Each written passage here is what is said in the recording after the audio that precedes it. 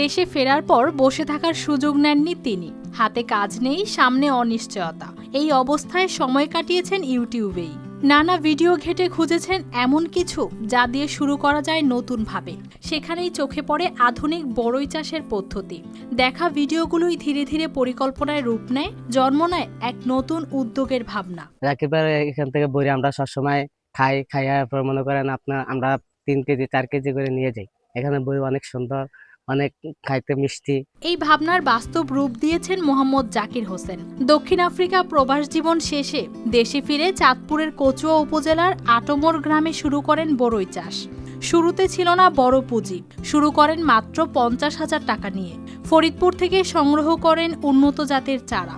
33% জমিতে রোপণ করেন 84টি বড়ই গাছ। সময়ের ব্যবধানে টিকে আছে প্রায় 50টি ফলদ গাছ।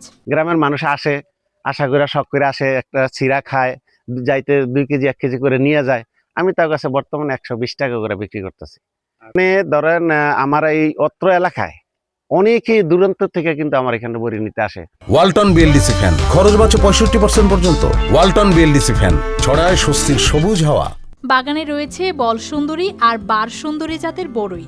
গাছে ঝুলছে বড় আকারের ফল, রং আর স্বাদে আলাদা। নিয়মিত পরিচর্যা, সময়মতো সার ব্যবস্থাপনা এবং নিয়ন্ত্রিত কীটনাশক ব্যবহারের ফলে এসেছে ভালো ফলন। প্রতিদিনই ফল তোলা, বাছাই আর কাজ চলছে বিক্রির। যে জাকির ভাইয়ের বড়ি বাগানের বড়ি অনেক সুস্বাদু। লোকমুখে শুনছি, আজকে নিজে আসা অনুভব করলাম, দেখলাম যে বড়ি খেতে অনেক সুস্বাদু। অর্থনৈতিক হিসাবেও বদলে গেছে চিত্র। প্রথম বছরেই সীমিত বিনিয়োগে বিক্রি করেন উল্লেখযোগ্য পরিমাণ বড়ই। দ্বিতীয় বছরে আয় আরও বাড়ে। গত মৌসুমে বিক্রি করে পেয়েছেন প্রায় 2.5 লাখ টাকা।